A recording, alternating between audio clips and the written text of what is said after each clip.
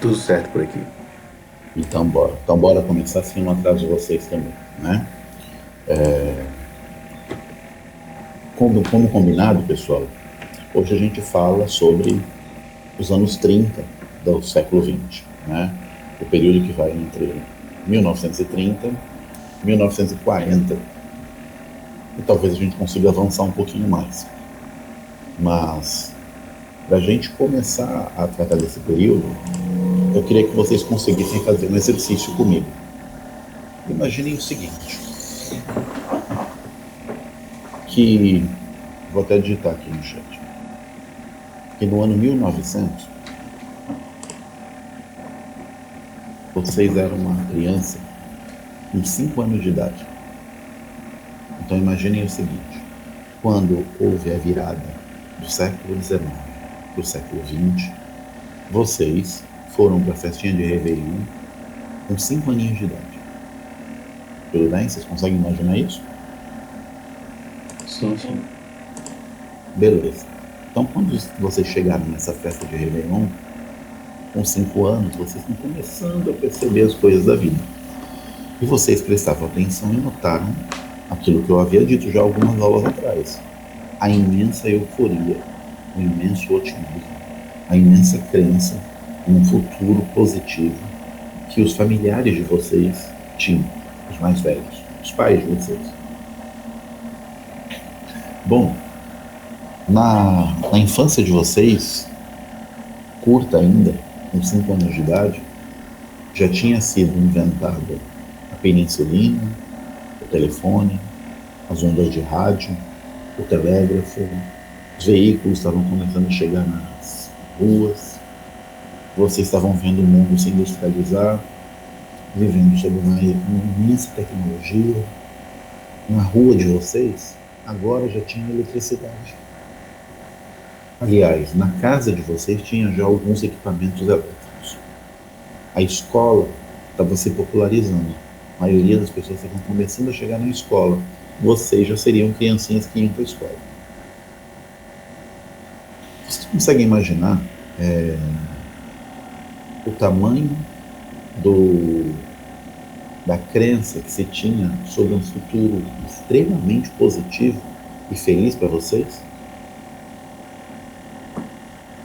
Sim. Vocês conseguem? Então, beleza. Vocês eram a geração que iria poder aproveitar toda essa maravilha que era o progresso. Vocês poderiam aproveitar tudo isso. E poderiam fazer mais uma coisa ainda legal. Vocês não teriam vivido o mundo do atraso do século XIX. Certo? Vocês viveram muito pouco, eram muito pequenininhos. Tudo tranquilo? Sim. Beleza. Aí, quando chegou 1915, vocês que tinham agora 20 aninhos, ou seja, essa idade que vocês têm mais ou menos agora, vocês estariam dentro de uma trincheira, de uma vala, de uma guerra, lutando na Primeira Guerra Mundial. Vocês, que eram aquelas criancinhas que teriam um futuro perfeito, estariam enfrentando o conflito militar mais sangrento da história da humanidade. Vocês estariam presenciando gente sendo explodida por bombas. Vocês estariam observando lança-chamas incinerando pessoas, granadas de fragmentação, traçalhando gente. Vocês estariam vivendo exatamente isso. Bom, sabe aquele meme que tem assim, o que meus amigos acham, o que minha mãe acha, a vida real? Já viram isso? Já viram isso? Sim, sim. É mais ou menos isso, né? A galera achou que vocês estavam achando que vocês iam ter a vida perfeita. Passou 15 anos. Pessoal, 15 anos é muito rápido. Muito rápido. 15 anos atrás, ainda ontem. Faz pouquíssimo tempo. Para vocês parece muito tempo, porque vocês são muito jovens. 15 anos parece muito, não parece, Alisson? Pô, nem me fala. Parece muito tempo, 15 anos atrás, mas mais ou menos 15 anos atrás, o Alisson estava estudando numa escola em que eu era coordenador pedagógico e ele estava fazendo educação infantil. Você lembra disso? Lembro. Para mim parece ontem. Para mim, que sou mais velho que vocês, parece ontem. Vocês estão entendendo o que aconteceu com a vida dessa galera? A mudança que teve? Sim. Só que presta atenção, imagine mais 5 anos então. 1920. Então agora vocês têm 25 anos. Vocês tinham 5 anos em 1900, agora vocês têm 5 anos em 1920. 25 anos em 1920. É daqui a um pouquinho de tempo, só que quando vocês estiverem acabando a universidade de vocês, vai ser mais ou menos quando vocês vão ter 25 anos. E em 1920, vocês estariam sendo pessoas que teriam já vivido uma guerra mundial, teriam vivido a Revolução Russa, teriam vivido a peste com a maior pandemia da história do século XX, chamada gripe espanhola. Uma epidemia ou uma pandemia que matou 50 milhões de pessoas. Deixa eu dar uns números para vocês. A guerra matou mais ou menos 20 milhões. A Covid matou até agora 4 milhões no mundo. Desses 4 milhões, cerca de mais ou menos 12% só no Brasil. O Brasil tem 3% da população do planeta Terra e 12% dos mortos. Por isso que o Brasil é um negócio esquisito. A gripe espanhola matou 50 milhões de pessoas. E aí, tá tranquilinha a vida de vocês, minha gente? Aquela criançadinha que começou a nascer, que começou bonitinho, que nasceu feliz da vida, que estava lá no Réveillon de 1900, suave, cheio de planos. Ficou bom? Vocês têm 25 anos ainda. Vocês são criancinhas. Você nem... E aí? Tá ruim? Então deixa eu dar uma dica para vocês. Quando chegou o ano de 1929, vocês tiveram que viver mais uma coisa especial da história. Vocês viveram a maior crise econômica da história da humanidade. Aliás, deixa eu contar uma coisa para vocês. Vocês viveram a segunda maior crise econômica da história da humanidade. Segunda, porque a primeira, a maior crise econômica da história da humanidade, vocês agora é que estão vivendo. Esta é a maior crise econômica da história da humanidade. Vocês estão vivendo. Mas aquela galera viveu algo parecido com isso que vocês estão vivendo agora. O problema é que eles estavam fazendo isso depois de uma guerra, depois da peste da gripe espanhola. E aí, quando chegou 1929 e a Bolsa de Nova York quebrou, o que se viu foi um espalhamento da miséria de tamanhos assim gigantescos.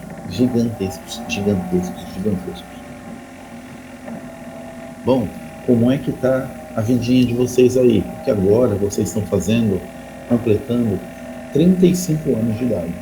Mais ou menos na idade que vocês costumam planejar que vocês vão estar casando, tendo os filhos de vocês atualmente, né? Antigamente muito mais novos, mas hoje em dia a tendência é que vocês casem e tenham filhos mais velhos, né? Mais ou menos por aí, quando vocês forem ter os filhos de vocês, vão estar casando, vão ter filhos, 35 anos de idade, agora vocês estão vivendo a maior crise econômica de todos os tempos. Eles não sabiam o que ia ter a gente para superá-los. O que vocês estão achando? Um caos. Só para vocês terem uma ideia, vocês ainda estão com 35 anos, vocês ainda são bem jovenzinhos. Quer ver uma coisa? Lá, você está me ouvindo bem? Está me ouvindo, Lá? Mas se você por um acaso pensa em casar, com que idade mais ou menos você pensa fazer isso?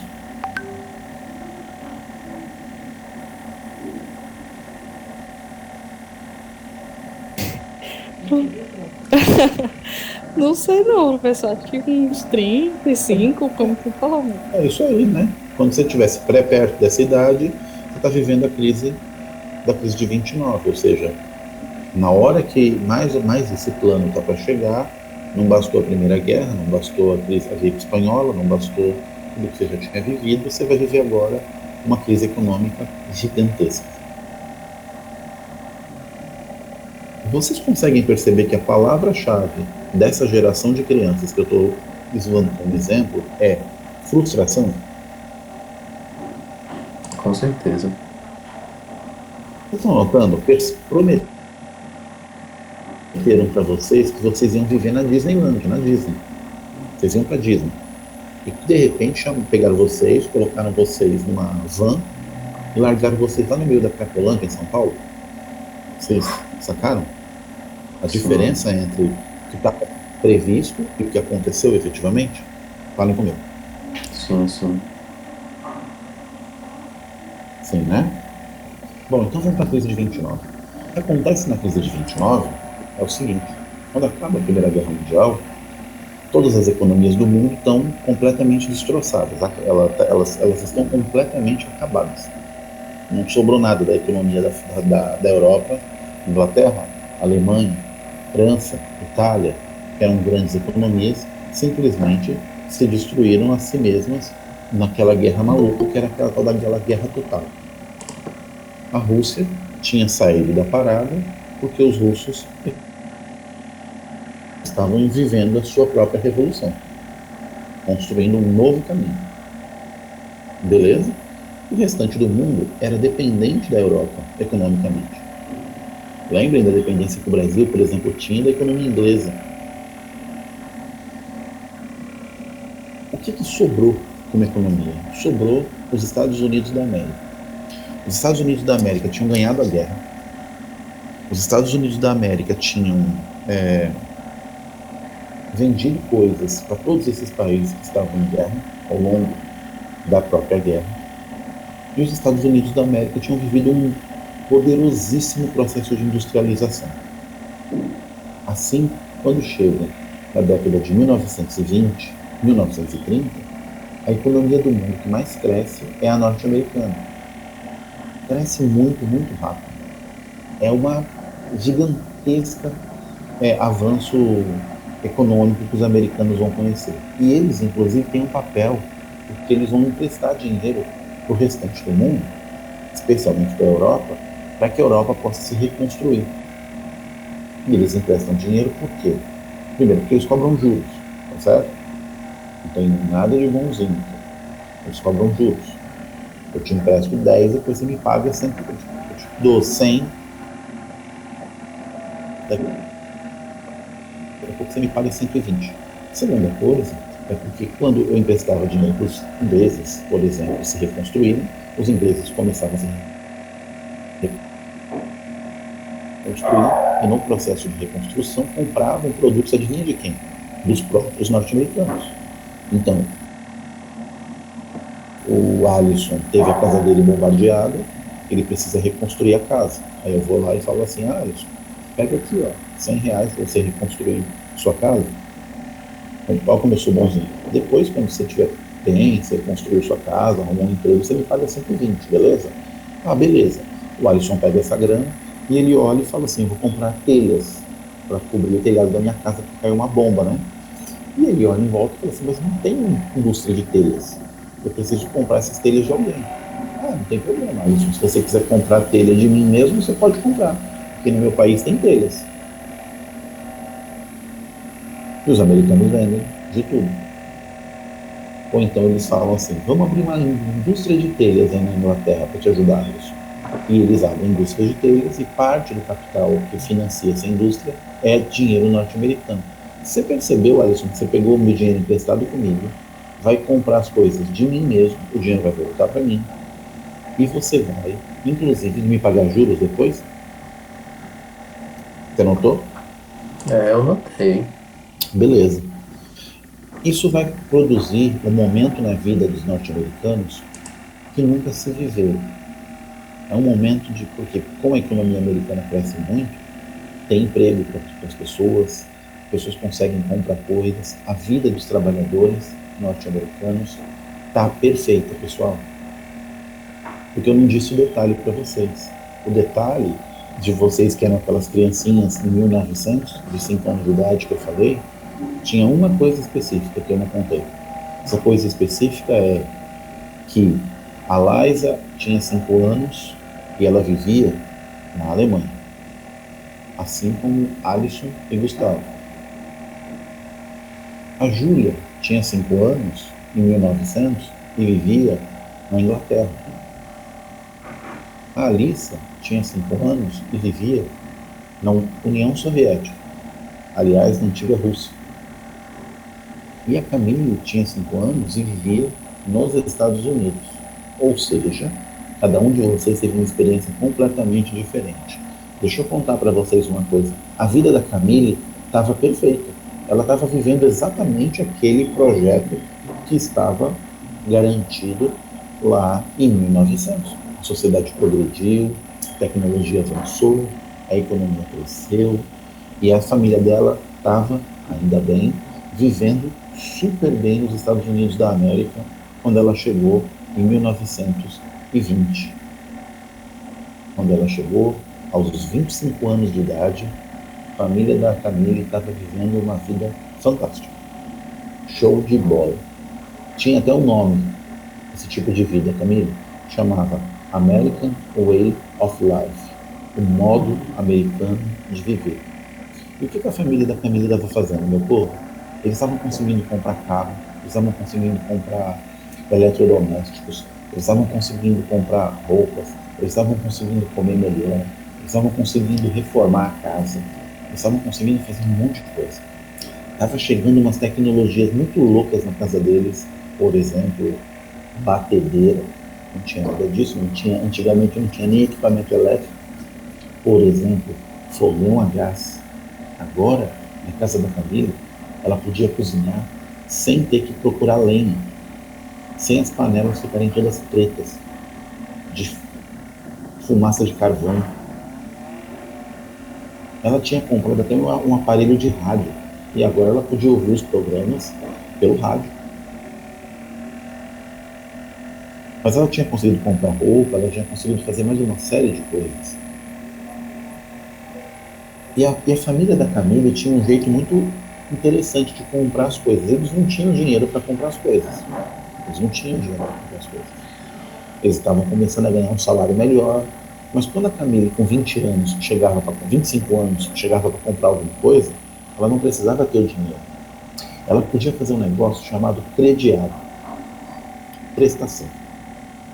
A Camille chegava lá e falava assim, agora eu quero comprar um telefone aqui para minha casa. Fixo, que era o que tinha na época. Mas lá na Alemanha, que o Gustavo morava, nem tinha essa possibilidade. E aí o cara falava, esse telefone custa R$2.000, Camille. Você tem R$2.000? Ela falava, não tenho. Ele falava, então faz assim, eu te vendo em 20 prestações de R$100. Ela falava, R$100 eu tenho. Beleza, tem emprego, o emprego está sobrando, eu arrumo emprego quando eu quero, eu troco esse emprego quando eu quero, vou comprar sim, pode deixar, me dá aí o telefone, eu vou te pagar em 20 prestações. E ela continuava pagando as prestações bonitinhas e estava tudo bem. A economia norte-americana estava baseada no consumismo, no consumo da população norte-americana e baseada numa ideia de endividamento. As pessoas se endividavam, elas contraíam dívidas e elas pagavam essas dívidas para poder ter acesso aos bens que elas desejavam. Tecnicamente não tem nenhum problema nisso. Tecnicamente esse não é um problema. O problema é quando a coisa fura.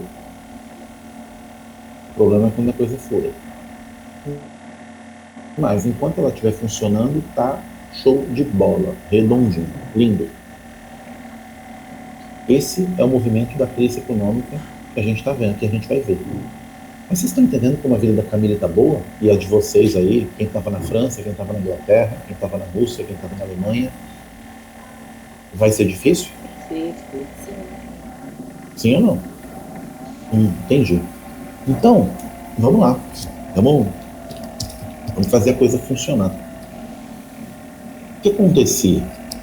Aquela empresa de telefone que vendeu um telefone para a família chegava para mim, por exemplo, que sou um investidor, e falava assim: Leandro, essa empresa aí da família, cara, nós lucramos o ano passado R$ 1 milhão, mas nós queremos fazer uma expansão.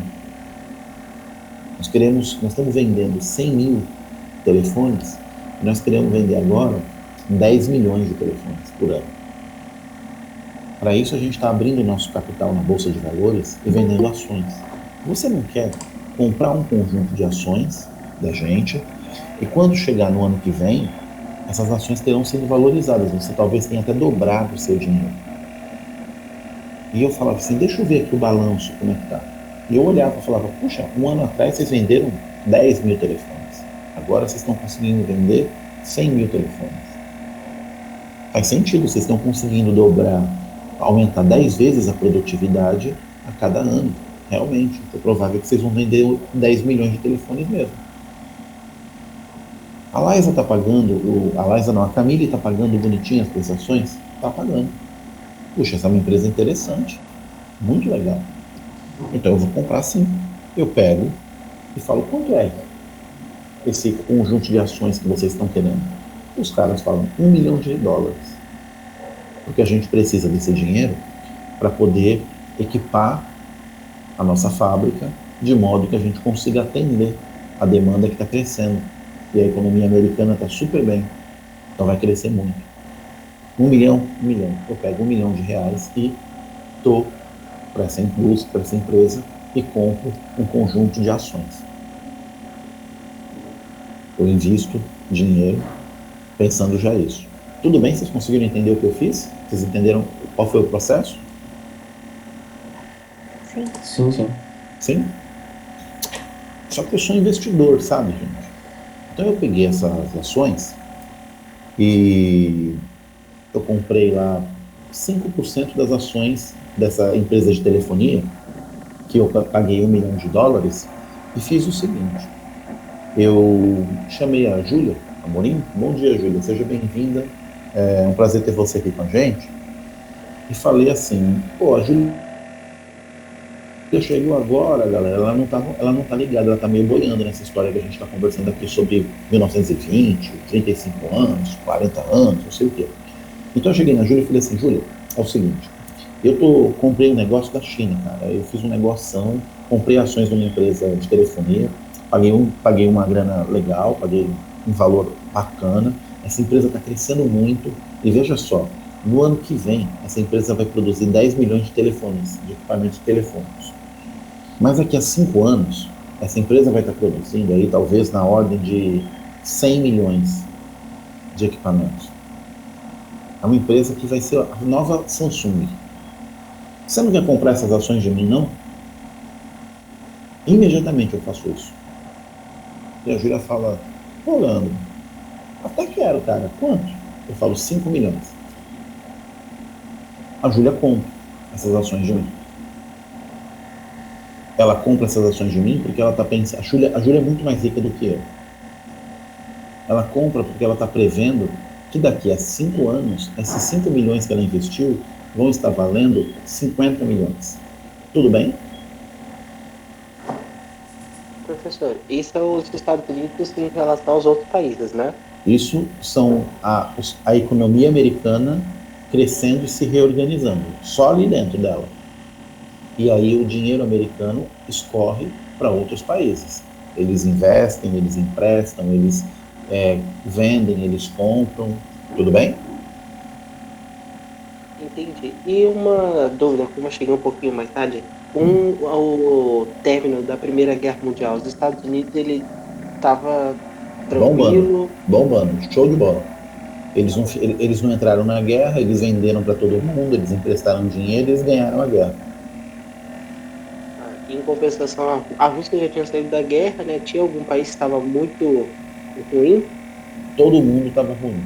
Todo mundo estava muito ruim. Aí veio a gripe espanhola e matou 50 milhões de pessoas e aí tornou muito ruim, insuportável. Aí veio os Estados Unidos e começou a reconstruir esses países aos pouquinhos, emprestando um pouquinho de dinheiro, investindo um pouquinho, comprando produtos desses países, o pouco que eles conseguiam produzir, foi bem devagarzinho tentando dar uma levantada. Mas nos Estados Unidos a coisa estava linda e maravilhosa. Tudo bem? Tudo bem, sim, obrigado. Beleza. Vocês perceberam que a Júlia comprou ações para ganhar o dinheiro daqui a 5 anos?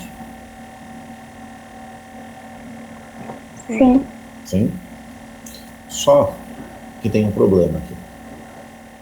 O problema é que quando tudo está dando certo, o plano da Júlia vai funcionar bonitinho.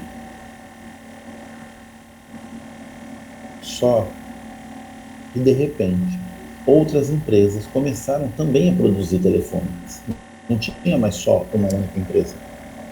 Cada empresa começou a jogar no mercado aqueles 100 milhões de telefones que nós falamos que eles iam produzir mesmo, quando a Júlia fosse rever o dinheiro dela. Quando isso aconteceu, começou a ter tanto telefone no mercado, que adivinha o que aconteceu com o preço do telefone? Subiu. Barateou. Subiu? Pensa em mim. Barateou. Aquele telefone que valia R$2.000, que a Camille comprou e pagou em 20 vezes, de repente passou a valer R$1.000. Tudo bem? Certo. Sabe?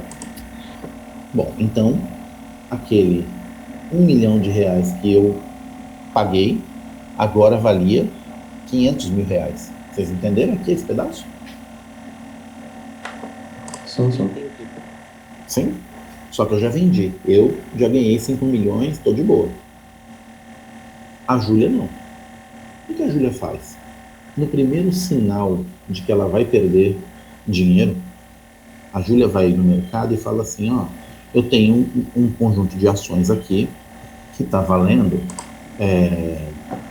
50 milhões de reais. Eu paguei 5, mas vai valer 50 daqui a 5 anos. Mas eu sou boazinha, então eu vou vender por 10 milhões apenas. Ela põe as ações dela para vender. E ela vende. A Júlia consegue vender e recuperar o dinheiro dela e ainda tem um certo lucro. Uma galera grande compra as ações, falam, puxa, 50, valia 50. Ela está vendendo só por 10, eu vou comprar. E sai comprando. Só que no meio disso tem uma pessoa esperta. Tá certo? Era você, Alissa, que eu falei que estava na Inglaterra? Não, aqui na Rússia. Tá na Rússia? Quem é que estava na Sou Inglaterra? eu. É a Júlia? É a outra Júlia. A Júlia Campos, Júlia, você é uma pessoa esperta, você é especialista em economia e você notou uma anormalidade. Você falou assim, opa, peraí, nos últimos 10 anos, nunca os acionistas americanos venderam ações. Nunca.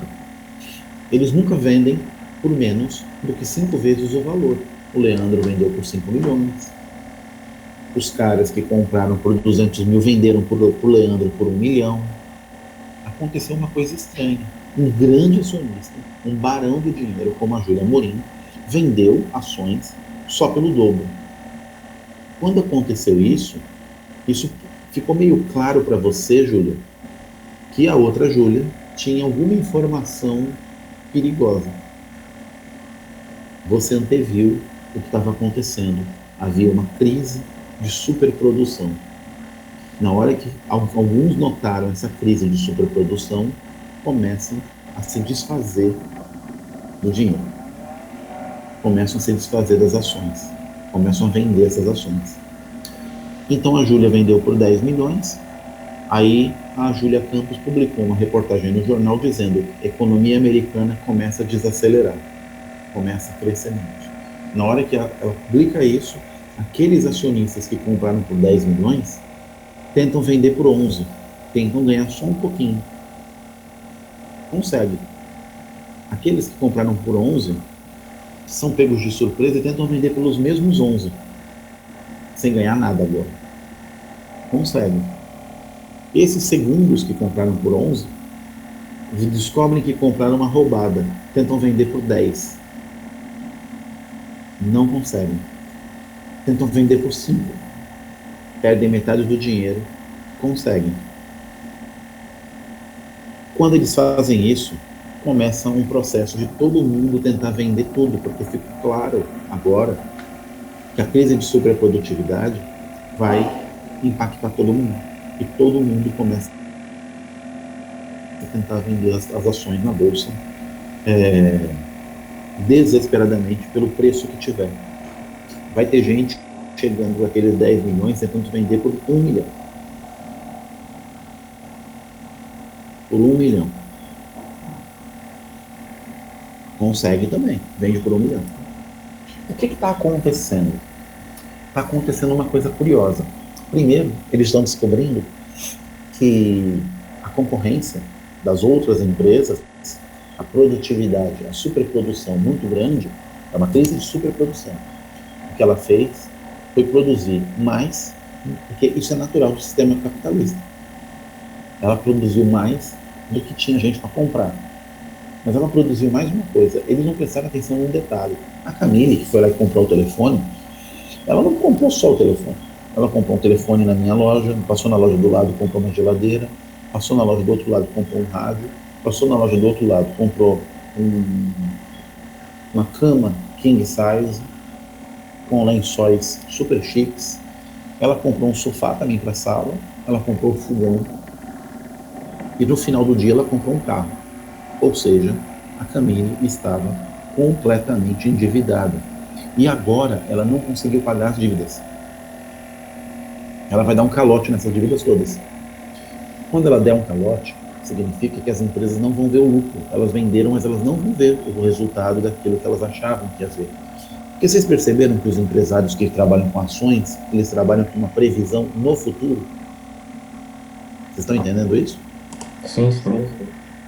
Se de repente, Alisson, você abrir um restaurante que vende marmita, você trabalha no presente. Você produz 10 marmitas, gasta R$100 para produzir as 10 marmitas, vende essas marmitas por R$15 e ao final do dia você vai ter R$150. Logo, você lucrou 50 mangos. Isso é o teu lucro daquele dia. Isso é trabalhar no presente. Tudo bem? Certo. A Júlia não. A Júlia vai lá e compra 5% das ações da tua empresa. Ela fala assim, ô Alisson, tu ganha 50 mangos por dia. Presta atenção, toma aqui R$500 para você, me dá 5% da tua empresa, que eu quero 5% do teu lucro. 5% do teu lucro é R$2,50. Tu ganha 50 por dia, 5% é R$2,50, não é? Isso. Tu fala assim, porra, ela vai me dar 500 pau e vai ganhar R$2,50, com 500 pau eu vou comprar um fogão novo, vou contratar mais uma pessoa, e em vez de vender 10 marmitas, eu vou vender 100 marmitas. E se eu vender 100 marmitas, o meu lucro vai aumentar 10 vezes, eu vou ganhar 500 pau por dia. E vou dar 25 mangos para a Júlia. É justo, é bom? Tudo bem? Vocês entendem isso? Vocês entendem que tu trabalhava no presente, a Júlia trabalha no futuro. O que importa para a Júlia são os lucros no futuro. Vocês estão entendendo isso? Sim. Só que de repente os caras pararam de pagar. Tu vendia a marmita fiada. E aí os caras pararam de pagar a marmita. Quando para de pagar a marmita, pessoal, chega uma hora que aquela pessoa que comprou as ações por 1 milhão, ela tenta retirar esse dinheiro na bolsa de valores. E o banco, que já não está mais recebendo as prestações, fala assim para você, então, eu não tenho como pagar para você esse 1 milhão que você está pedindo. Não, peraí. Valia 10 milhões, eu estou querendo só 1 milhão. O banco fala, não dá, não tenho como pagar. Sabe por quê? Porque na verdade eu não tenho nem dinheiro mais. Todo mundo foi vendendo as ações, eu fui pagando para todo mundo e o dinheiro acabou. Porque o dinheiro não era um dinheiro digital, como é hoje em dia, o dinheiro era físico, tinha nota. Acabou o dinheiro, todo mundo foi lá pegar dinheiro, acabou o dinheiro. Aí você fala assim, não, peraí, eu tenho as minhas ações, mas eu também tinha uma poupança nesse banco, no valor de 2 milhões. Eu era rico, eu tinha um patrimônio bom, 3 milhões de reais. Me dá então, deixa eu fazer um saque então, pelo menos os meus 2 milhões da minha poupança. E os caras falam assim, não, querido, você não entendeu. Não tem nada. Eu não tenho dinheiro aqui agora. que você faz, pessoal? É desesperador. O que você faz diante dessa situação? É desesperador. Bom, mas isso é real. Porque, vamos pensar, o que acontece quando a gente coloca R$100 na poupança no banco? Vocês acham que fica lá trancado no cofre? O que vocês acham? Vocês acham que eu pego e ponho R$100 na poupança e esses R$100 ficam lá presos no cofre, trancado no cofre, guardadinho para mim? Vocês acham que é isso que acontece? Não. Não é isso que acontece. O que o banco faz com esses R$100? O que vocês acham? Eles usam e dão pra outra pessoa? Dá lá? Usam e dão pra outra pessoa? Eles emprestam para outra pessoa. Exatamente, Camila. Eles emprestam, por exemplo, para a Júlia Amorim poder comprar ações. Eles emprestam esse dinheiro. Depois, a Júlia vai lá, pega emprestado, a Júlia paga o empréstimo, então ela pegou com 20% de juros. Ela pega lá os teus R$100, o banco empresta os teus R$100 para ela, cobra 20% de juros, então a Júlia devolve 120, e desses 120 ela pega e te paga com juros. Por exemplo, 2%. Então ela pega dos teus R$100 e te dá R$2 a mais. Então ela fica com 18 para ela de lucro e te dá 102. É isso que acontece, sempre. O banqueiro faz dinheiro usando o teu próprio dinheiro. Vocês entenderam isso? Vocês entenderam isso? Sim ou não? Sim. Aí Só que quando... Só que quando a Júlia não paga, o dinheiro que não veio para o banco não é o dinheiro do banqueiro, é o dinheiro que era da pessoa que botou R$100 na poupança. Vocês sacaram isso? Sacaram sim ou não? Sim. Isso se chama quebra da bolsa. Isso quer dizer que num determinado dia de outubro de 1929, algumas pessoas chegaram milionárias na Bolsa de Valores de Nova York e no final do dia não tinham absolutamente nada. Nada. 1929? 1929. Esse dia se chama quebra da Bolsa de Nova York. É a crise econômica de 1929. A Bolsa entra num sistema chamado Circuit Breaker, ou seja, queda do circuito, fechou o circuito. Porque tanta gente começou a tentar vender ações ao mesmo tempo, por preços que caíam o tempo inteiro, tão barato, tão barato, tão barato, chegou uma hora que entrou em colapso. E aí eles pararam de comprar. Bom, o que se via naquele dia era gente, estou falando de magnata, de gente rica, pessoal. Gente rica que subia nos seus escritórios, lá no alto, nos seus escritórios de Nova York, abria a janela e pulava lá de cima. Diz a lenda que choveu gente. Perdeu tudo. Só para vocês terem uma ideia, vocês viveram isso o ano passado. No ano passado, entre 15 de fevereiro e 15 de março, a Bolsa de Valores do Brasil entrou em circuit breaker pelo menos umas 15 vezes. Ela quebrou pelo menos 15 vezes. Beleza? Bom, vamos lá, vamos devagar aqui. Ficou bom para a Júlia essa situação? A Júlia Amorim, que estava com bastante dinheiro investido e tudo mais, ficou legal para ela? O que vocês acham? Não, porque o banco vai pegar, né? Não. Ficou bom para o banco na hora que todo mundo foi tentar sacar o dinheiro? Não, também. Também não. Perguntinha básica. Se tá ruim para o banqueiro e tá ruim para o grande investidor, para a Camille, que era uma simples trabalhadora que estava comprando as coisinhas dela no crediário, ficou melhor ou ficou pior? Isso ficou muito pior. Muito pior, porque quando a Camille chegou naquele dia no trabalho, ela encontrou a fábrica fechada. Faliu. Não tem mais emprego, Camille. Você volta para casa desesperada, tentando contar para os teus familiares. O que eu vou fazer da minha vida agora? Eu tô cheio de dívida. Como é que eu vou pagar as coisas? Você corre para tua casa para tentar contar para os teus familiares. Quando você chega lá, adivinha, tá todo mundo em casa. Todo mundo foi mandado embora. Todo mundo foi mandado embora. Bom, obviamente que a situação da Camille, se a Júlia ficou chateada porque perdeu um pouco de dinheiro, a Camille não ficou chateada porque perdeu um pouco de dinheiro. A Camille pega uma bandeja, um pote de plástico da cozinha dela e vai até uma fila tentar retirar um prato de sopa. Se vocês procurarem depois e forem ver as fotos, vocês vão ver muitas fotos de Nova York, as pessoas pegando sopa durante a crise de 29. Passam fome, moram na rua. Perdeu tudo. Consegue entender a proporção? Agora a Camille chegou naquela fase que vocês estavam vivendo lá na Europa. Conseguiram perceber a proporção? Sim ou não? Sim. E professor, isso, essa crise pesada que foi somente nos Estados Unidos, né? Só dentro dos Estados Unidos, por enquanto. Porque vamos lá, Gustavo, como é que a Alemanha estava se levantando? Com dinheiro da onde?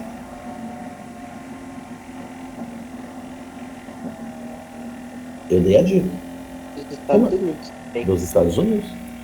A Alemanha vendia coisas, principalmente para os Estados Unidos. A Inglaterra estava se levantando com dinheiro, principalmente dos Estados Unidos. A França estava se levantando, principalmente com dinheiro dos Estados Unidos. A França exportava coisas para onde? Principalmente para os Estados Unidos. A Inglaterra e a França tinham empréstimos para poder se reconstruir. Esses empréstimos eram principalmente norte-americanos. E agora, olha que coisa que aconteceu. Na hora que o governo norte-americano percebeu que ele está quebrando, ele faz assim, ó. Primeira coisa, ele cancela todas as importações.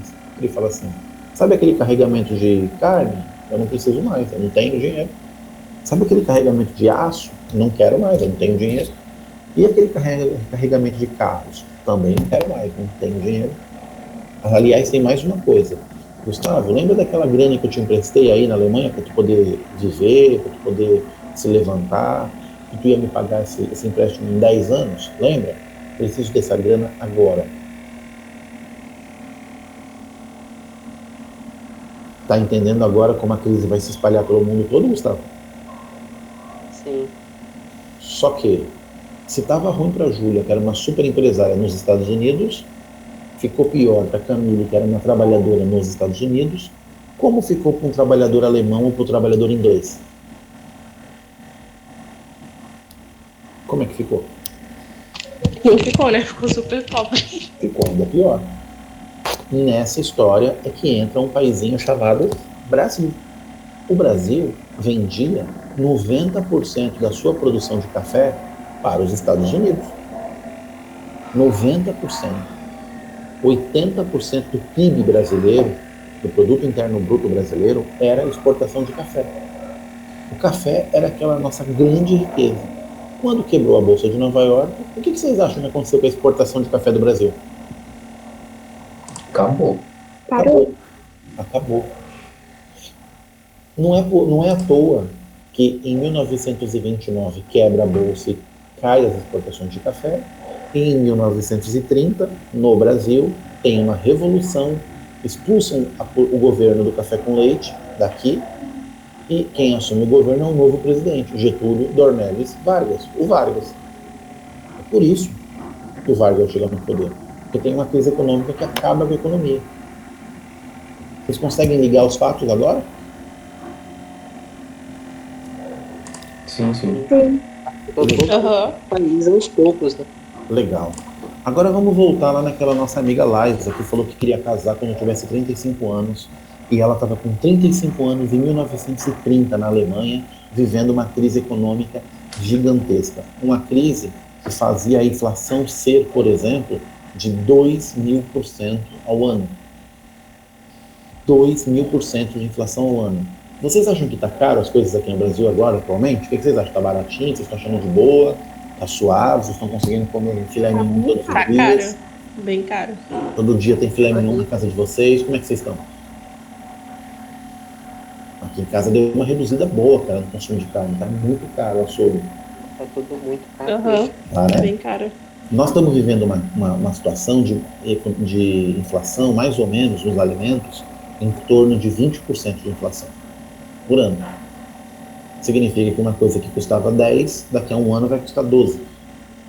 Bem caro. Bem caro. Na Alemanha era 2.000%. Veja, aqui é 20%. Com 20% de inflação, nós já começamos a comer menos carne. Minha casa, eu já estou notando cada vez mais a gente tem ovo aqui na geladeira. Não sei vocês. É bem isso, cada É vez isso? mais ovo, Cada vez até mais frango ovo. mesmo. Isso aí. Agora, isso é com 20%. Imagina com 2.000%. 2.000% significa 100 vezes isso de inflação. Significa que uma coisa que custava R$10, daqui a um ano ela vai estar custando quanto? R$100 é 10 vezes. R$1.000 é 100 vezes. Pensa numa coisa que custava 10 e que daqui a um ano custa 1.000. Você consegue imaginar um treco desse? Uma diferença muito alta, né? Muito alta. Muito alta? Agora, pensa isso na pessoa que é a Liza, que estava planejando o casamento dela. Esse casamento vai conseguir acontecer, Liza. Vocês vão conseguir comprar uma casa, vão conseguir comprar móveis, mobiliar uma casa. Vocês não têm mais emprego, porque os empregos acabaram, a economia quebrou, faliu. Vocês estão com projetos aí? O projeto tá bom? O que você está achando aí, Liza? Olha, eu tô achando que a gente vai ter que adiar esse casamento. Vai adiar o casamento, né, Liza? Deixa eu te contar uma coisa, Liza. Você começou em 1900, com 5 aninhos de idade, tudo ia dar certo. De repente veio uma guerra. De repente veio a gripe espanhola. De repente veio uma crise econômica durante a década de 20 inteira. Quando a vida melhorou um pouquinho aí na Alemanha, veio essa crise de novo e acabou com tudo de uma vez. Tá ruim a vida, Liza? Tá difícil? Tá péssima para aquela criança de 5 anos que achava que a vida ia ser mil maravilhas. Beleza, então a gente tinha frustração, a gente tinha desespero, a gente tinha medo. Tá com medo, Liza, do que vai acontecer com o futuro de você? Porque assim, já estava difícil, agora com 2.000% de inflação, a economia americana quebrou. Você ficou com medo? Vocês teriam medo? O que vocês acham?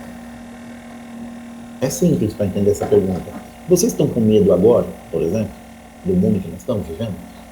Dessa crise? Vocês estão se sentindo seguros? Estabilidade para o futuro. Então, imagine esse medinho que vocês estão vivendo vezes 200. Os caras tinham saído de uma guerra, de uma epidemia, uma pandemia que era a gripe espanhola, e agora de uma crise econômica gigantesca. Beleza? Eles estão completamente desesperados, com muito medo. E adivinha, então, como é que a Liza vai tentar resolver o seu problema do seu medo. Agora vamos pensar. O problema da Liza é simples? O que vocês acham? Com certeza não. Não. O problema da Liza, basicamente, é que ela nasceu num período muito complicado da história da humanidade. O problema da Liza é muito provavelmente porque ela está vivendo no meio de uma crise econômica global gigantesca que ela não tem nenhum controle sobre isso. Resumindo, a Liza tem condição de resolver o problema dela? O que vocês acham? Não. Ela não tem. E ela começa a perceber que ela não tem condição de resolver o problema dela. Ela encontra na rua, às vezes, com o Gustavo, que morava também na Alemanha. E o Gustavo tá dizendo, chega e fala para ela assim, Liza, lá em casa nós estamos até passando fome, cara. É muito difícil. E a Liza fala, cara, por mais que eu pense, eu não consigo uma solução. O Gustavo fala, Liza, tu sabia que, por incrível que pareça, o Alisson, ele tá super feliz da vida? O Alisson tá feliz. O Alisson estudou com a gente no ensino médio, era um cara sangue bom, gravava as aulas do cursinho, tava tudo beleza. Tá todo mundo ferrado, todo mundo lascado, e o Alisson tá felizão da vida. O que a Liza fala? Vamos falar com esse cara, mano. Vamos descobrir o que ele tá fazendo, porque não é possível. Tá todo mundo perdido. Até os americanos estão quebrados. A Camille, que era uma trabalhadora americana que tinha tudo, estava comprando todos os móveis, tudo bonitinho, não tem mais nada, está pedindo sopa na rua. A Júlia, que era uma super empresária, está precisando pedir dinheiro para o governo. Vamos perguntar para esses caras o que eles estão fazendo. E aí vocês vão lá perguntar para o Alisson, ou Liza, ou Gustavo, o que ele está fazendo. E adivinha o que o Gustavo responde para vocês? Ele fala assim: ah, pessoal, eu estou ferrado também. Eu perdi meu emprego, essa inflação não deixa a gente comer, eu também estou lascado, né? Porque também achei como vocês que a vida ia ser perfeita, lá quando a gente tinha 5 anos. Mas pelo menos eu descobri a solução para os nossos problemas. Eu já sei qual é a solução. E a solução é super fácil, galera. Eu sei qual é a solução. Eu estou trabalhando numa instituição que a gente vai conseguir solucionar os problemas do nosso país, do nosso povo. É interessante a perspectiva do Alisson? O que vocês acham? É uma bela proposta. Uma bela proposta. Pelo menos é uma coisa, né? Pelo menos você sabe a solução. Você tá ferrado também, Alisson. Mas tem uma proposta. A Liza e o Gustavo falam, então me leva nesse lugar aí, cara. Deixa a gente saber qual é a solução. Vocês querem saber qual é a solução, não querem, ô Liza ou Gustavo? Com certeza. Com certeza. O Gustavo, que é um cara mais desconfiado, fala assim: mas gente, isso daí tem que ser muito complexo. É uma questão da economia global. Tem a guerra, tem a reconstrução da economia. Veja, até o Brasil faliu, tá lá longe da Europa. Não vai ter que ser uma coisa muito complexa? O Alisson responde: nada, gente, é facinho. Solução super rápida. Vamos lá comigo. E no final do dia, Liza, você e o Gustavo estão sentados numa salinha para uma reunião de um partido político chamado Partido Nazista. E no Partido Nazista tem um líder chamado Adolf Hitler. E esse cara está explicando para as pessoas como eles podem resolver os seus problemas. E basicamente a solução para todos os problemas era muito simples. Se baseava em 3 coisas. Se baseava primeiro em detectar qual era o motivo de vocês estarem passando tudo isso que vocês estão passando. E o Hitler dizia: o motivo de vocês estarem passando tudo isso que vocês estão passando são só 2. Aqueles países que são democracias liberais estão sugando o nosso dinheiro. São aqueles países que nos venceram na Primeira Guerra Mundial.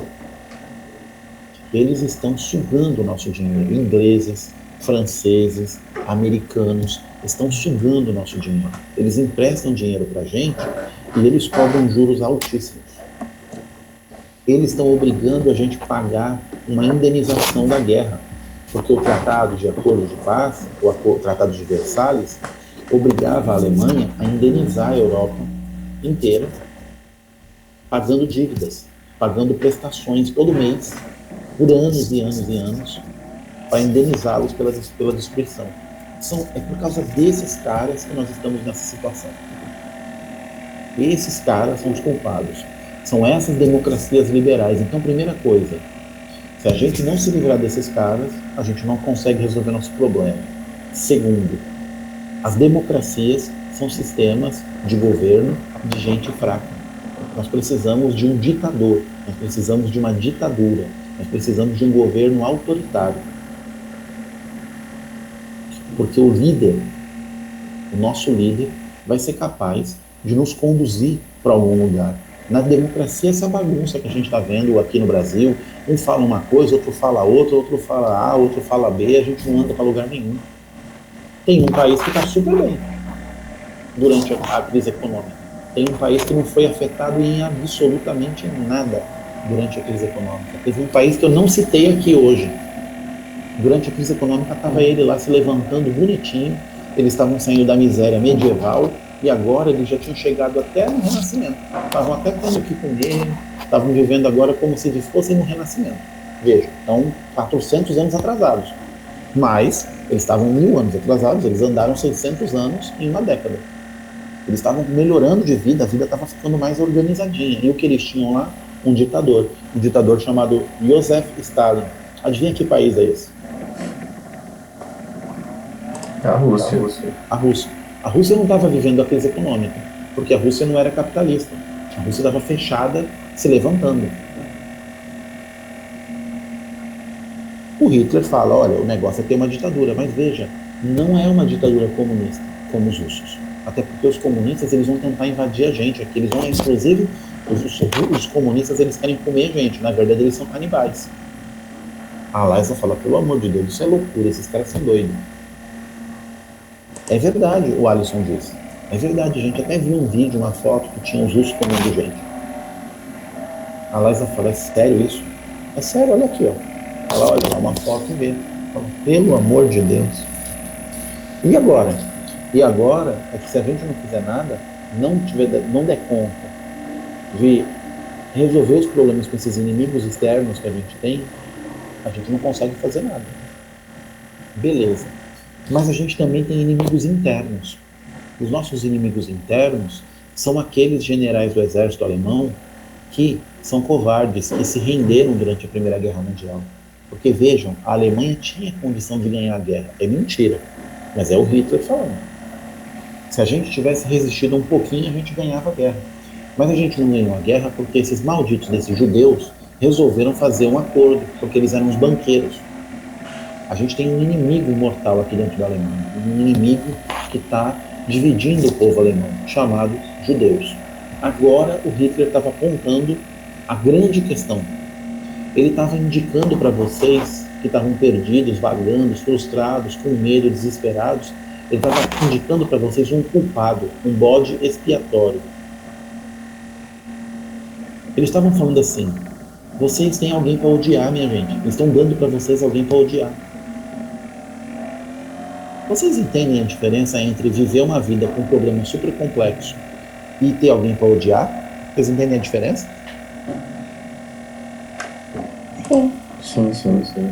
A diferença é o seguinte, eu não consigo odiar o coronavírus, que está me mantendo preso dentro de uma casa por 1 ano e meio, que faz com que os meus alunos percam seus familiares, que faz com que os meus amigos percam familiares, que faz com que eu tenha medo, que faz com que o meu irmão perca o emprego. Estou falando realidade agora. Mas eu não consigo odiar o coronavírus, né? Por quê? Porque não adianta, pô. O que vai adiantar ficar odiando um vírus que é microscópico? Vai adiantar alguma coisa? Adianta eu fazer isso? Não vai. Não vai adiantar, a mesma coisa a Liza. Não vai adiantar ficar odiando a gripe espanhola, não vai adiantar ficar odiando a Primeira Guerra Mundial, não vai adiantar ficar odiando a Bolsa de Nova York, ela não vai poder fazer nada. Agora, se os caras falar assim pra mim, ó, é aquele teu vizinho ali, ó, que é traíra, que tá fazendo tu passar por tudo isso. Muda alguma coisa? Odeia esse cara. Muda alguma coisa, pessoal? Muda. Muda porque eu posso pegar um pedaço de caibro aqui na minha casa e ir lá e tentar esmagar a cabeça dele. E, quem sabe, aliviar a minha raiva. Vocês notam a diferença? Sim. Eu não estou dizendo que isso é certo. Eu estou dizendo que é assim que o cérebro humano maluco pensa. Tudo bem? Professor, Oi. eu não entendi essa parte da participação dos judeus. Você não entendeu o quê? Assim, o Hitler tinha esse ódio com eles, tanto é que ao longo da Primeira Guerra, assim, da Segunda Guerra, mostra bastante sobre isso. Mas por que ele tinha essa raiva? O Hitler é um malandro, Gustavo. O Hitler é um malandrão. Ele pegou um ódio que já existia mais ou menos espalhado pela sociedade. O antissemitismo, o ódio contra os judeus, ele mais ou menos já existe nas sociedades cristãs há muito tempo. Mais especificamente, desde o dia que Jesus Cristo foi crucificado na cruz. Lembra? Jesus era judeu? Lembra que foram lá os sacerdotes judeus que denunciaram Jesus para Pilatos? Lembra disso? Ah, é verdade. Esse ódio, isso não quer dizer que era todo o povo judeu. Não era todo o povo judeu que foi lá fazer a denúncia. Eram alguns sacerdotes grandes. Mas isso se tornou um ódio contra todo o povo judeu. Os cristãos normalmente não gostavam dos judeus, desde a Idade Média. Lembram que tinha Inquisição, na Inquisição os judeus eram perseguidos e queimados na fogueira. Esse é um ódio antigo. A única coisa que o Hitler teve o trabalho de fazer foi vestir uma roupa nova nesse antigo inimigo e agora dizer assim, a gente precisa eliminá-los. Ele é um malandrão, não tem nenhuma explicação lógica, não procura uma explicação lógica. O Hitler é antissemita porque ele, de um lado, é um psicopata e, de outro lado, ele precisa explicar facilmente as coisas para as pessoas. Ele precisa dar para a Liza uma explicação fácil. A Liza estava incomodada com aquela situação em que ela não tinha o que fazer com a vida dela. Mas agora ela tem. Agora basta lidar devidamente com os países estrangeiros que estão roubando a Alemanha e se livrar dos seus inimigos internos, que são os judeus. Percebe o que o Hitler fez?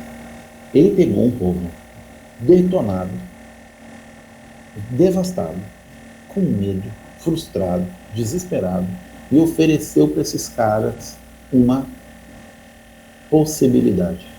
É uma possibilidade completamente maluca. Porque o que eles vão precisar fazer para parar de pagar as dívidas que tem com os americanos e com os ingleses e com os franceses? O que vocês acham que eles vão ter que fazer? Eles vão chegar lá e eliminar todo mundo. Eles vão ter que eliminar todo mundo. Para eles eliminarem todo mundo, eles vão ter que fazer uma guerra, certo? Certo. Então ele está propondo guerra e extermínio de judeus. É isso que ele está propondo. É uma saída que vocês acham razoável? Pensando racionalmente, não, mas considerando que tá todo mundo, vou falar assim do meu jeito, tá todo mundo na merda, então, né, então, qualquer solução é viável. A gente pode até pensar nisso. E tem mais uma coisa legal, o Alisson. O Hitler, ele oferece um horizonte. Ele diz assim, ó, o futuro da Alemanha é ser o maior país do mundo. A Alemanha, ela já estava crescendo mais do que todo mundo. A Alemanha estava competindo com a Inglaterra no começo do século XX. A Alemanha parou porque esses caras boicotaram a gente. A Alemanha vai ser o maior país do mundo, por uma razão muito simples. Porque o povo mais competente, mais inteligente, mais bacana, mais estudioso, mais trabalhador, mais bonito do mundo é o povo alemão. Lembra daquela sementinha que eu falei do nacionalismo que eles estavam plantando desde o século XIX? Lembram disso? Sim, sim. Agora ela vai surtir os efeitos. Bom, imagina eu pegar o Gustavo, que perdeu tudo, perdeu familiares na guerra, perdeu familiares para a peste de gripe espanhola, viveu uma crise econômica terrível durante a década de 20, está desempregado agora na crise de 29, está perdido, passando fome. E de repente eu falo para ele assim, Gustavo, o seu povo é o melhor povo do mundo, cara. Vocês estão destinados a serem a nação mais rica, poderosa, influente, sofisticada e desenvolvida do planeta Terra. Gustavo, pode ser loucura, mas é bom de ouvir isso? Ou é ruim? O que você acha? Pode repetir de novo, por favor? Eu disse que imagina você pegar o teu caso, que era um cidadão que estava vivendo uma situação pavorosa. Você tinha perdido familiares na Primeira Guerra Mundial e na epidemia de gripe espanhola. Você tinha perdido parentes seus durante a crise econômica na década de 20. Você estava completamente falido, passando fome por conta da crise econômica de 1929. Quando alguém fala que o teu país, que o teu povo, que você serão destinados a ser o líder do mundo, o maior país do mundo, o país mais desenvolvido, o país com a economia mais forte, o país mais poderoso, o país mais inteligente do mundo. Isso é uma coisa boa de ouvir? Sim ou não? Ah, com certeza. É bom de ouvir. Vocês conhecem a expressão acariciar o ego? Conhecem isso? Sim. Já ouvi. Camille, acariciar o ego normalmente é falso, não é? É. Mas faz bem para a autoestima? O que vocês acham? Faz. Faz bem pra autoestima. Aquele teu colega que posta uma foto no Instagram, ridícula, mas você curte lá só de maldade, né? Só pra ele achar, só pra ele acariciar o ego dele, ele vai ficar super feliz achando que ele tá abalando com aquela foto e vocês estão todos dando risada, né? É isso, acariciar o ego. O Hitler acariciou o ego desse povo. Resultado, no final do dia, a Liza e o Gustavo estão voltando para casa conversando e a Liza fala, cara, eu acho isso meio doideira. Esses caras são malucos, essa galera do Alisson é tudo doida. Eles estão querendo fazer guerra de novo, eles estão querendo matar os judeus. Pô, mas eu tenho um vizinho aqui que é judeu e não faz nada pra mim, cara. O Gustavo fala, quer saber, eu também acho que esses caras são malucos, Liza. Mas o que a gente pode fazer a não ser isso? E eles vão pra casa com essa pergunta. Enquanto isso, o Alisson tá felizão da vida, porque o Hitler fez mais uma coisa legal. Olha só, ele ofereceu os inimigos, ele explicou facinho, hein? Ó, é só derrotar os inimigos. Ele ofereceu o jeito e ofereceu o futuro. Nós vamos ser o maior povo do mundo. Essa doutrina se chama arianismo. O povo ariano, o povo alemão, precisava ele ocupar o seu lugar no mundo. E o lugar no mundo do povo alemão era o lugar de líder do mundo. Para isso, eles precisavam fazer duas coisas. Uma, ocupar um lugar chamado espaço vital. A Alemanha dizia que a Europa estava restringindo o papel dos alemães na Europa, então eles precisavam se expandir. Eles precisavam ocupar todos os territórios onde existissem alemães, culturalmente alemães, tá? Porque a Europa é muito pequena, então a gente tem povos de origem alemã vivendo em outros países. Por exemplo, uma região da Alsácia e da Lorena, perto de uma cidade chamada Estrasburgo, na França, lá esses povos têm origem alemã. Por exemplo, no Rio Grande do Sul, as pessoas, boa parte delas, têm origem alemã. O Hitler dizia, tudo isso deve ser Alemanha. Todos esses caras que estão espalhados pelo mundo devem fazer parte de um único império, o Terceiro Reich, o Império Alemão, o Terceiro Império Alemão. O primeiro era lá com o Sacro Império Romano Germânico, o segundo é o império que fez a unificação no tempo do Otto von Bismarck, e o terceiro é esse império que está para nascer. Ele está para nascer. Então a primeira coisa que o Hitler fez foi isso. A segunda coisa que ele fez foi falar assim, ó, nós precisamos então eliminar todo mundo que colabora para, como é que eu posso dizer, colabora para diminuir a pureza do povo alemão. O povo alemão não pode se misturar, porque quando ele se mistura, ele perde as suas qualidades. Vejam que essa é uma teoria abertamente racista. O arianismo é baseado numa noção chamada eugenia. E a eugenia é uma tese que tem como objetivo eliminar os fracos, eliminar os impuros. Quem são os fracos e os impuros? Primeiro, judeus. Segundo, ciganos. Os judeus eram mais ou menos 4% da população alemã. Os ciganos eram mais ou menos 2% da população alemã. Terceiro, homossexuais. Porque os homossexuais, por algum motivo, não cumpriam o seu papel de reprodução do povo alemão. Deviam ser eliminados também. Quarto, deficientes mentais. Porque eles eram doentes, e por serem doentes, se reproduzissem, produziam mais gente doente. Eu estou dizendo o que o Hitler falava. Então deveriam ser eliminados. Quinto, comunistas. Porque os comunistas eram a favor da Rússia, e a Rússia era a inimiga da Alemanha, e logo deveriam ser eliminados. Sexto, negros. Negros quase não tinha na Alemanha, mas depois vai ter no resto do mundo. Quando a gente lidar com eles, a gente resolve isso. Sétimo, eslavos. Eslavos são as populações de origem russa. Os russos é um povo eslavo que vem da origem dos escravos. A gente não pode viver com esses caras, a gente tem que exterminá-los também, mas isso é para depois. Ah, bom, a gente ainda tem mais uma galera que a gente tem que dar conta de resolver. Testemunhas de Jeová. E todos esses povos de origem religiosa que, por algum acaso, se vejam meio como separados do povo alemão. Os testemunhos de Jeová não fazem mal para ninguém, mas eles vivem uma vida religiosa bastante particular deles, que não incomoda a ninguém, mas que o Hitler usava para apresentar todos esses como bodes expiatórios. São populações minoritárias. E eles diziam assim, e tem mais uma coisa que a gente pode fazer, povo.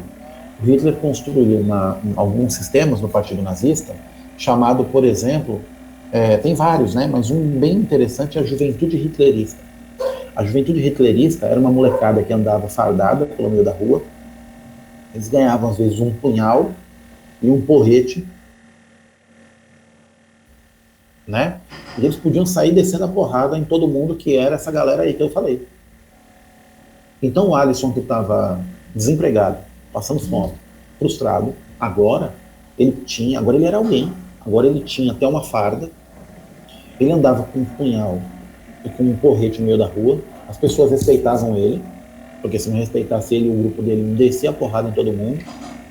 Ele passava lá no Partido Nazista, tomava um lanche, tomava um copo de chá e um pão, e depois ele saía pela rua barbarizando, metendo a porrada em todo mundo, arrebentando cabeça, explodindo o crânio de todo mundo. Ele saía se vingando pela rua. E voltava para casa, ufa, satisfeito. Hoje eu trabalhei para melhorar a vida do meu povo. Tá vendo, Alisson? Eu tô observando isso aqui. Vocês estão sacando qual é a paranoia do que o povo alemão está entrando? Sim, sim. Vocês conseguem entender como é que os caras caíram nessa jogada? O Hitler foi sagaz em pegar tipo, um momento mais frágil possível para começar a plantar umas ideias nada a ver. Momento mais frágil possível, escolher um inimigo fraquinho, um bode expiatório, e ainda conseguiu fazer com que vocês, jovens, se sentissem parte. O jovem adora se sentir parte, ele odeia ficar ouvindo teoria. Ele adora estar na ação. Não é isso? De fato. E aí ele vai aproveitar isso. Bom, deixa eu contar uma coisa para vocês. Desta forma, quando nós chegamos no ano de 1933, vocês, aquela geração de criancinhas que tinham nascido em 1895, que em 1900 estavam super otimistas, adivinha o que vocês fizeram em 1933? A gente começou a Segunda Guerra. Não, fizeram uma coisa muito mais legal. Opa. Adivinha o que vocês fizeram?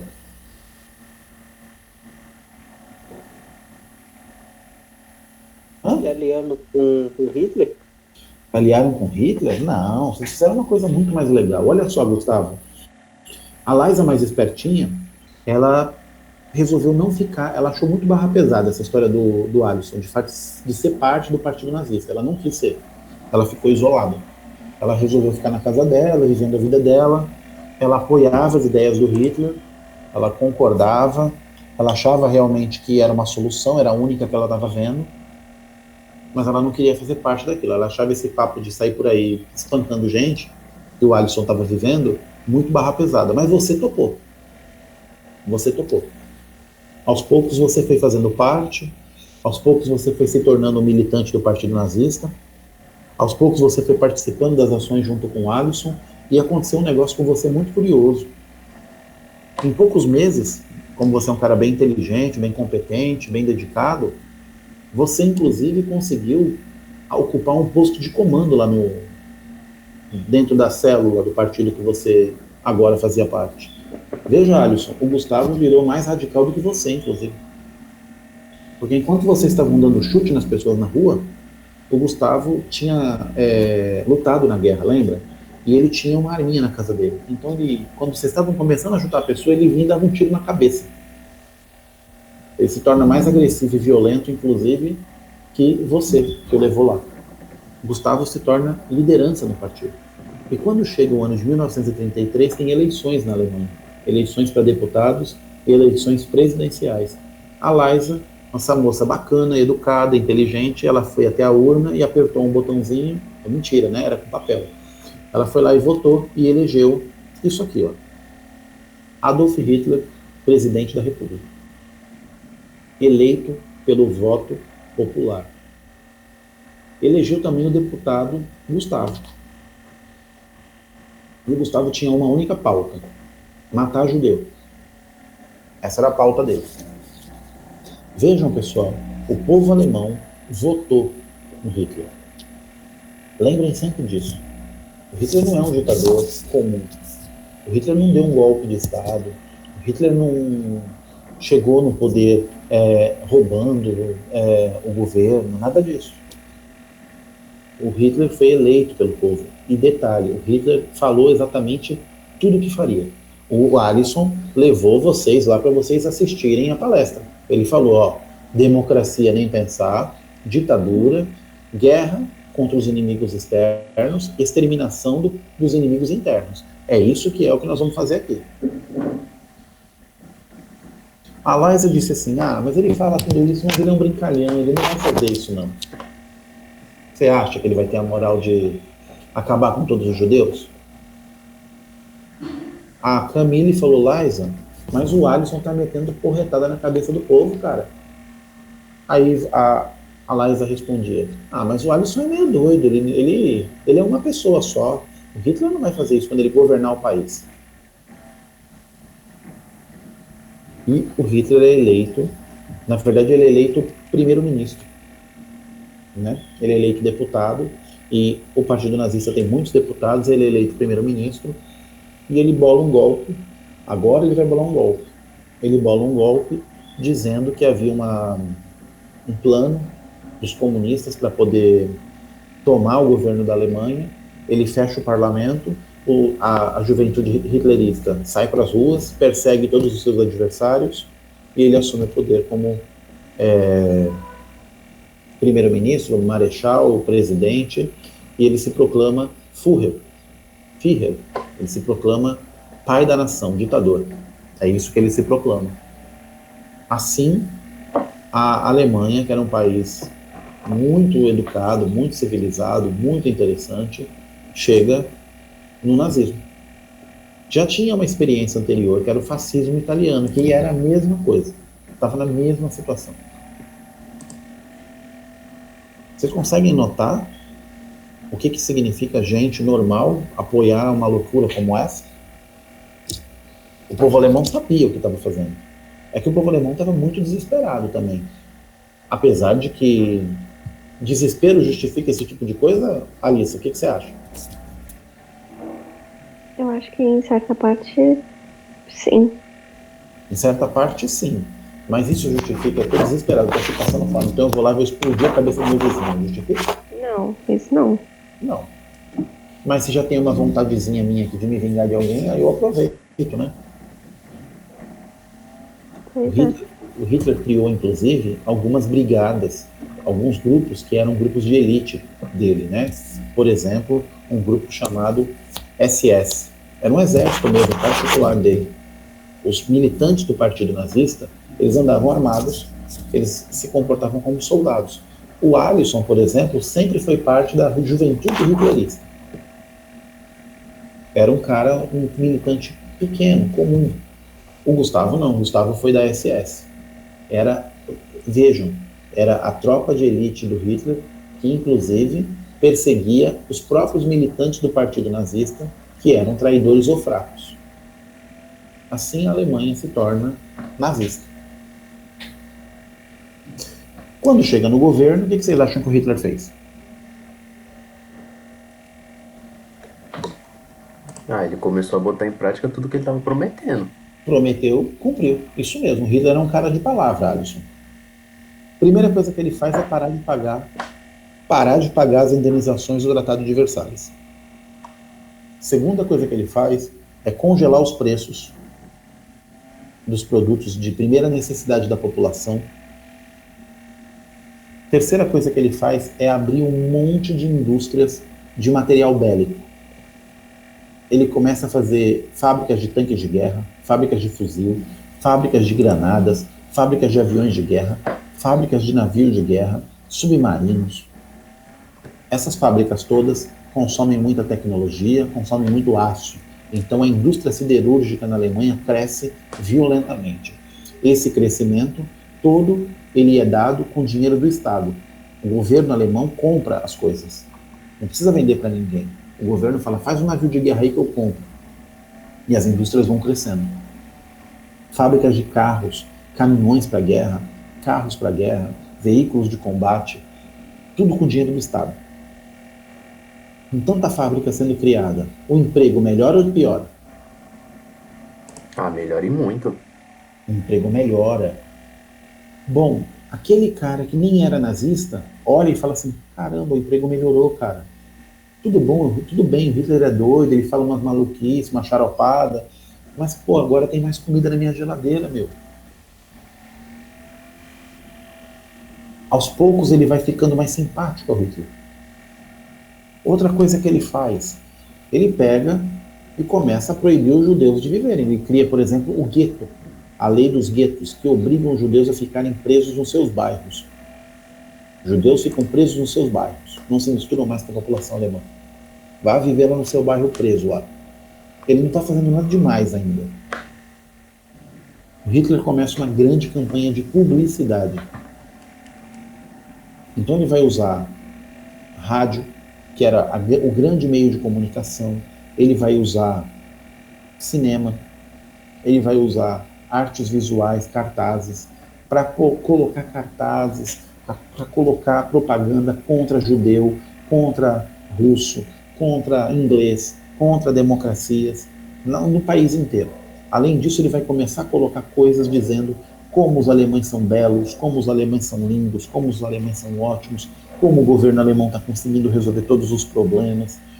Vai pegar, inclusive, fotos dos judeus em situações degradantes. Olha como os judeus são feios, olha como os homossexuais são horrorosos, olha como os ciganos são pavorosos. E com isso ele vai construir uma mentalidade na população. Tá certo? Vai construir uma mentalidade na população. Ele vai fazer campanha no rádio, ele vai fazer campanha nas escolas, ele vai fazer campanha nos jornais. Aos poucos ele vai convencendo a população do quê? O que vocês acham?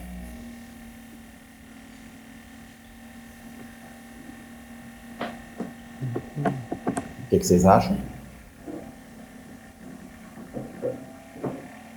Ele vai convencendo a população a ter mais raiva um do outro, né?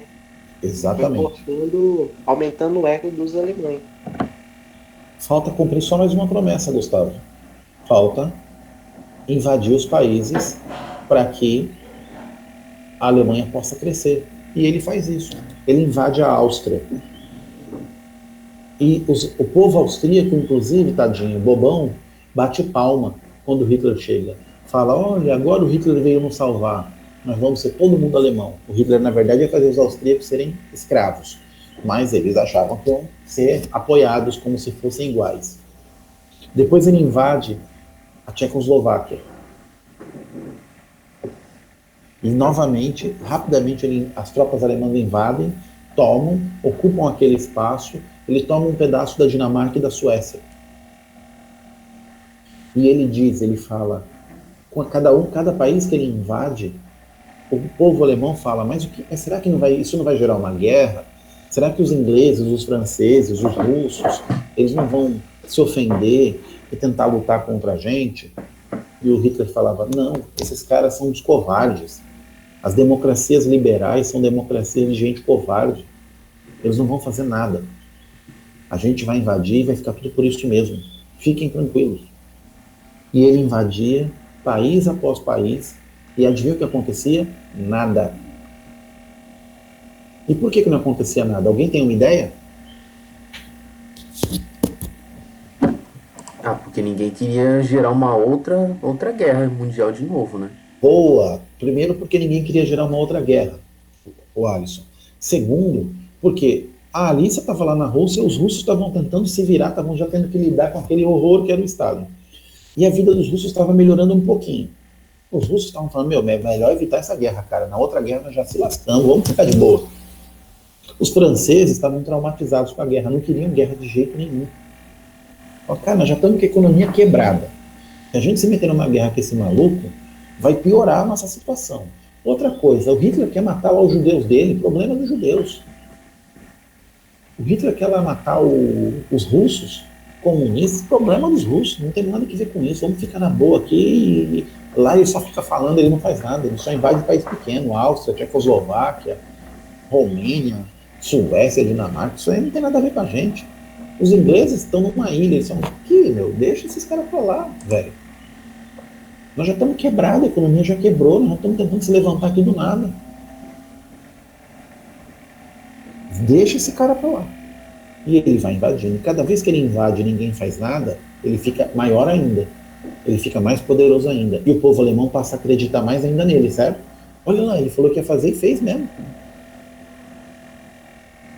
Enquanto isso, ele está planejando formas de extermínio de judeus. Ele tem uma série de cientistas que os ajudam a fazer isso. Tranquilo até aqui, minha gente? Por enquanto, sim. Sabe quem estava saindo da crise também? Teve uma outra galera que conseguiu sair da crise relativamente rápido e bem. Os americanos saíram da crise econômica, eles conseguiram se livrar da crise. Eles elegeram um presidente chamado Franklin Delano Roosevelt, FDR, desculpa. Franklin Delano Roosevelt, ele cria um projeto chamado New Deal, o Novo Acordo. E como é que funciona esse novo acordo para a economia norte-americana? O Estado norte-americano, ele investe, ele injeta dinheiro na economia para refazer a economia. Então é o seguinte, ele cria grandes frentes de trabalho, por exemplo. Então ele fala, vamos construir uma estrada? Vamos. Então ele manda contratar 5 mil trabalhadores para construir uma estrada, com dinheiro público. Pá, faz aí. Vamos construir prédio de escola e universidades? Vamos. Então eles constroem uma porrada de prédios, uma porrada de universidades. Depois, quando os prédios estão prontos, eles botam as crianças dentro do prédio, botam os jovens nas universidades. Enquanto está construindo esses prédios, ele contrata 10, 15, 20 mil trabalhadores e paga com dinheiro do Estado. Vamos construir grandes obras hidrelétricas, rodovias, pontes, para estimular a economia? Vamos, tudo com dinheiro público. Pega empresas e dá dinheiro para as empresas. Ó, pega essa empresa aqui, ó, Júlia, você faliu, você era uma grande empresária. Pega uma grana aqui e vai começar um novo negócio. E a Júlia vai começar, a gente vai te emprestar dinheiro e nós vamos cobrar uns juros bem baixinho, menos de 1%. O que o Roosevelt estava fazendo? Ele estava aplicando uma ideia de um economista chamado Keynes, chama keynesianismo. Essa teoria diz que numa crise econômica, o Estado precisa injetar dinheiro na economia. Esse dinheiro que é injetado na economia pelo Estado, ele gira a economia novamente. Aquele trabalhador que arrumou um emprego de peão numa construção de uma estrada, ele pegava esse dinheiro e tentava comprar comida no mercadinho. E esse mercadinho voltava a ter atividade econômica. Quando ele começava a ter atividade econômica, ele contratava mais um trabalhador. E esse novo trabalhador passava a consumir também. Aquele outro trabalhador da família da Camille, que conseguiu um emprego construindo uma escola, resolveu agora alugar uma casa, pagar um aluguel. Resolveu agora pagar as dívidas que não estava conseguindo pagar. Resolveu agora que ele vai voltar a consumir. E isso faz a economia reaquecer novamente. Os Estados Unidos estão saindo da crise. A Europa está com mais dificuldade e a Alemanha está no meio do nazismo. Vocês entendem o quadro? Sim, sim. A Rússia está lá isolada. Falta combinar algumas coisas aqui para a gente fechar hoje. O Hitler é parceiro do Mussolini. Mussolini é o presidente da Itália, que estava impondo para a Itália mais ou menos as mesmas coisas que a Alemanha. Na verdade, quem inventou esse negócio do fascismo foi o Mussolini. O Hitler copiou e piorou. Beleza? O Mussolini parava quando estava lá na galera do Alisson, dando cacetada nas pessoas no meio da rua. O Hitler fez a SS e foi um pouco além. Eles fizeram mais um aliado, chamado Japão. O Japão não tinha nada a ver com nazismo e com fascismo, mas o Japão queria ser um império. E o Japão falou assim, Hitler, se liga, eu apoio você, cara. Basta você deixar que a gente domine e se torne um império dominante aqui na Ásia. Basta você deixar a gente mandar em chinês, coreano, em malaio, em indonésio, em vietnamita. Se você deixar a gente fazer isso, o resto do mundo você pode mandar de boa. O Hitler fala, pô, eu nem quero saber dos asiáticos mesmo, porque a gente acredita aqui no povo ariano apenas, deixa o Japão. Vocês vão fazer a guerra aí na Ásia? Vamos. Então, fechou. Eles fazem um acordo e constituem um grupo chamado Eixo. O Eixo é composto por alemães, italianos e japoneses. Eles têm um acordo de apoio mútuo durante uma guerra. E eles vão fazer uma guerra contra aqueles países que são lideranças econômicas desde muito tempo atrás. França, Inglaterra, Estados Unidos e contra, claro, os comunistas da União Soviética. Tudo bem aqui, povo? Sim. Beleza, então. Na próxima aula, o que o Hitler vai fazer é dar o último passo. Ele vai invadir a Polônia e quando ele invadir a Polônia, a guerra estoura. Importante. Deu para entender como é que o povo alemão chega nessa maluquice? Porque isso é importante. O nazismo não é fruto só de um maluco. É fruto de um povo com milhões de pessoas que caem na maluquice. Dá para entender como é que como italianos, alemães entram e embarcam nessa história? Deu sim. Então, fechou. Então, bom final de semana para vocês. Perguntas e dúvidas eu estou por aqui ainda, mas a gente vai parando por aqui. Foi boa a aula, né? Tchau, prof. Obrigada pela Tchau, aula. gente. Tchau, Boa aula. professor. Obrigada. Dia sábado. Tchau para todos vocês. Professor? Oi, estou ouvindo você, Gustavo. Tá. Então, uma dúvida. Você pode retomar rapidinho essa parte do Japão, que eu não entendi? O Japão, Gustavo, ele tinha uma pretensão de ser um império. Ele tinha pretensões imperialistas. E essa pretensão imperialista que ele tinha a ver com a Ásia. O Japão achava que ele deveria ser mais ou menos como os americanos, que dominavam a América do Sul, Central, mas lá na Ásia.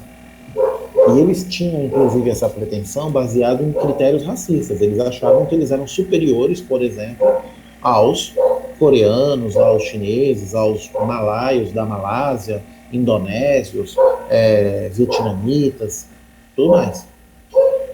E eles chegam a um acordo com o Hitler. O Hitler quer dominar a Europa, a Itália quer algumas colônias na África, o Hitler quer pegar um pouco das colônias também da Inglaterra.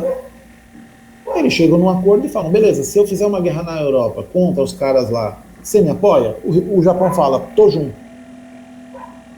Pode ficar tranquilo que eu tô junto, eu apoio vocês. Eu vou invadir todos os países aqui na Ásia, vou dominar esses caras, eu sou muito mais forte do que eles militarmente. O Japão era a maior potência militar da Ásia, tanto que ele invade a China, invade a Coreia, invade a Malásia, invade a Indonésia, invade um monte de ilhas no Pacífico, e tá de boa. Esse é o acordo. O Japão tem pretensões imperiais, ele quer ser um império. Assim eles chegam nesse acordo. Não quer dizer que o Japão fosse fascista ou nazista. O Japão era racista mesmo, eles tinham uma perspectiva meio racista com os chineses, por exemplo, e coreanos. Mas não quer dizer que eles eram nazistas, eles não eram. Mas tem um acordo ali. Tá certo? E por que o Hitler topa essa história com o Japão? Porque o Japão, já que ele ia tentar se impor como um império na Ásia, você percebe que ele ia tentar se impor como um império no Oceano Pacífico? Que a Ásia basicamente está ali na região do Pacífico, tudo bem? Tudo bem. Quem é que estava tentando e já estava se impondo como o grande poder no Pacífico? Os Estados Unidos. Quando o Japão tentasse se impor como um império na Ásia, necessariamente os japoneses precisariam entrar em guerra com os americanos. E ter os americanos lutando contra o Japão significava não ter os americanos lutando na Europa. E o Hitler sabia do papel que os americanos tiveram na Primeira Guerra Mundial. O Hitler era um soldado que lutou na Primeira Guerra Mundial. Se ele pudesse manter os americanos distraídos lutando lá no Pacífico contra o Japão, para ele era muito bom. E ele fez mais uma coisa, Gustavo, então vou dar um spoiler aqui para o Gustavo e para o Alisson. Ele fez um acordo com Stalin. Ele também fez um acordo com Stalin. Ele combinou com Stalin de que ele não ia atacar o Estado. Porque o Hitler tem uma perspectiva, ele fala assim, se os russos não entrarem na guerra, se os japoneses distraírem os americanos, eu vou lutar só de verdade mesmo contra franceses e ingleses. Contra franceses e ingleses eu me garanto, eu ganho a guerra. Essa é a estratégia. Suave? Ah, entendi. Beleza. Suave, Alisson. E o Stalin lá na Itália, né? O Stalin Não, na Rússia. A Mussolini Itália na era Itália. quem mesmo? Mussolini. Beleza. E o Mussolini também fazia parte aí desse Do grupo eixo. de ditador, né? O Mussolini faz parte, e o Mussolini, a Itália não tem grande poder militar, nem muito poder econômico, mas o Mussolini vai no vácuo do Hitler. E o Hitler promete para ele que, caso consigam vencer, ele vai ter, claro, algumas regiões, algumas áreas que ele vai poder dominar. Ele, inclusive, é autorizado a invadir alguns países. E a Itália invade alguns países, invade alguns lugares no norte da África, por exemplo, para dominar. E tudo bem, tá no acordo. Você pode dizer assim, mas o Hitler não é racistão? Quando chegar no final das contas, depois será que se ele vencesse a guerra, será que ele ia tolerar os italianos? Será que ele ia tolerar os japoneses? Eu acho que não. Mas ele foi capaz de pensar, inclusive estrategicamente, um passo de cada vez. Eu acho que o Hitler não ia, se ele vence a guerra, ele não ia, durante muito tempo, aguentar o Japão como um império. Ele ia, provavelmente, por conta das questões racistas, inclusive, atacar o Japão. Mas a gente nunca vai saber, porque ele não ganhou a guerra. Ainda bem. Entendi. Tranquilo? Tá bom, então. Valeu, hein? Então, bom fim de semana para vocês, minha gente. Eu também. Então, professor. Falou, Bom Joel. final de semana. Falou, Alisson. Falou. Obrigado aí pela gravação, Alisson. Obrigado pela presença, Gustavo. Imagina. Obrigado, senhor.